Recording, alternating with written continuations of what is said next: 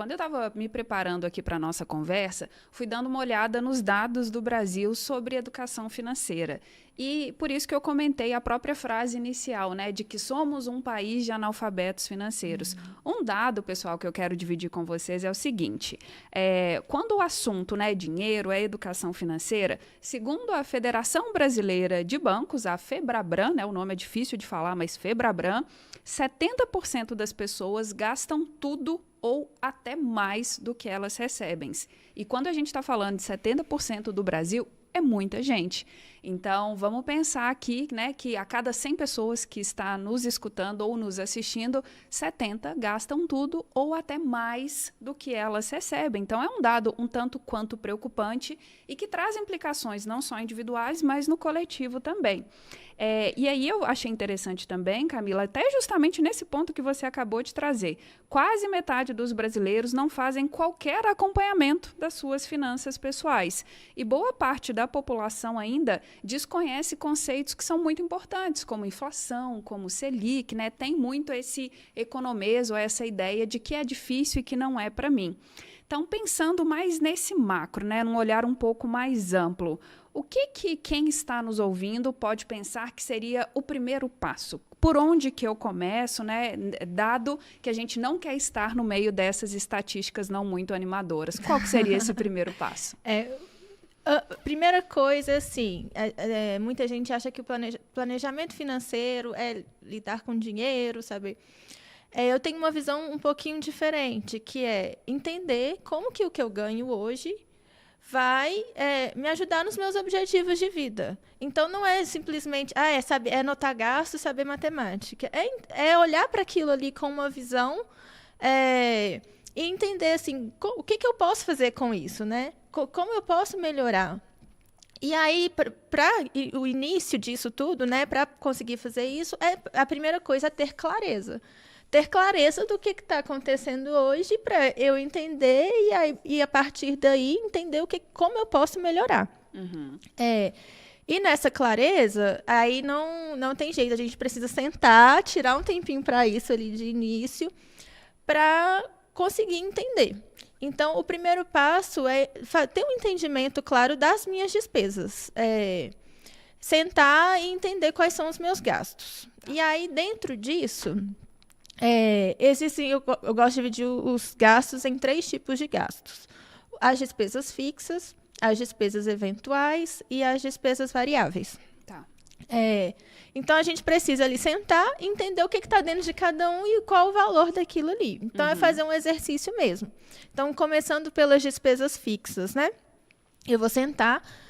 Despesas fixas são aquelas contas mesmo, aquelas que não mudam muito de um mês para o outro, aquelas que é fácil eu prever o quanto vai ser no próximo mês, que eu vou pagar ali uma vez por mês, mais ou menos, e é isso.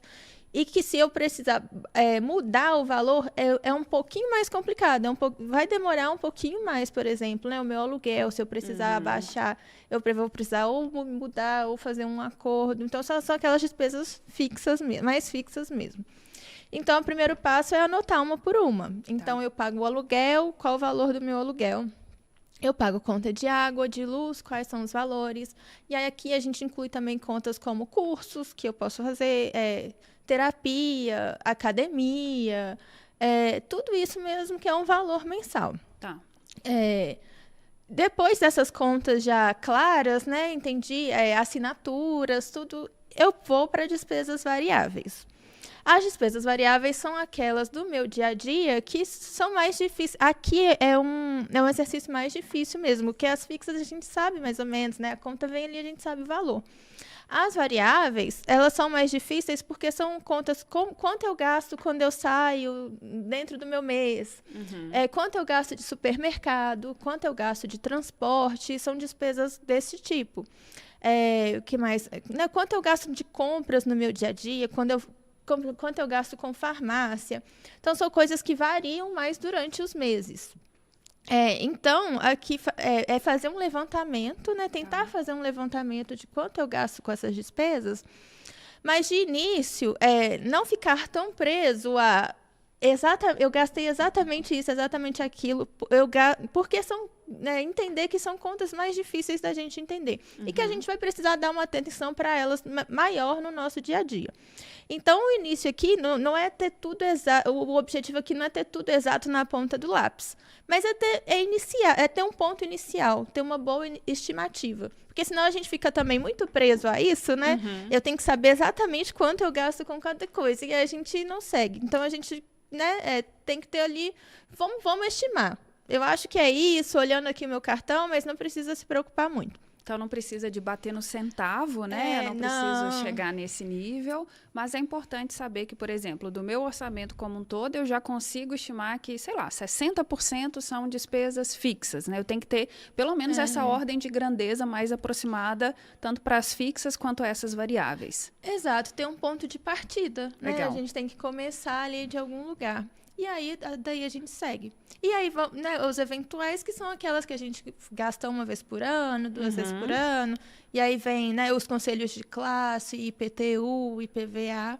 O ideal é que a gente tenha uma boa estimativa também para entender o que a gente vai fazer com elas. Se eu tenho 13º, eu vou linkar o meu 13º a elas. Ou se não, eu não tenho 13º, eu sou uma pessoa autônoma. Então, quanto é? Então, peraí, eu tenho que guardar um pouquinho ali todo mês para elas, né? Me prever.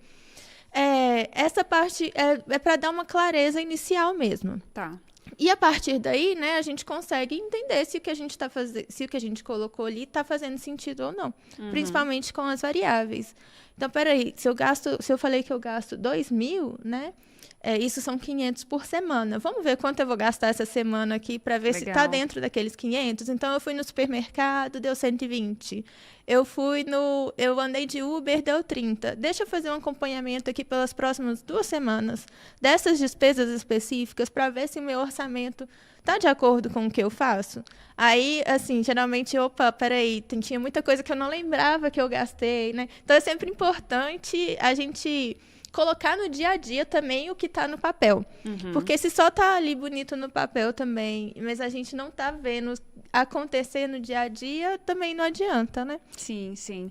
E é curioso quando a gente começa a pensar nisso, porque, assim, em geral, a maioria das pessoas vai ter uma linha de receita e um monte de despesas, né? Então, é a vida como ela é, efetivamente. E acho muito legal essa visão que você traz de o acompanhamento à medida que está acontecendo a coisa, né? Porque se eu sempre espero o mês fechar para olhar para o retrovisor, teoricamente já aconteceu. Então, eu já não tenho mais o que fazer a partir disso, né? À medida que eu tomo essa postura ativa, como você trouxe, de fracionar, de certa forma, isso ao longo do tempo, eu me coloco aqui como agente que vou conseguindo ajustando, né? Tendo a flexibilidade para chegar naquele orçamento que seria adequado, né? Exato, isso é muito importante. Se a gente espera chegar ao final do mês para olhar o que aconteceu, a gente já não tem mais tempo, né, para fazer nenhuma mudança, para ajustar o que precisa ser ajustado.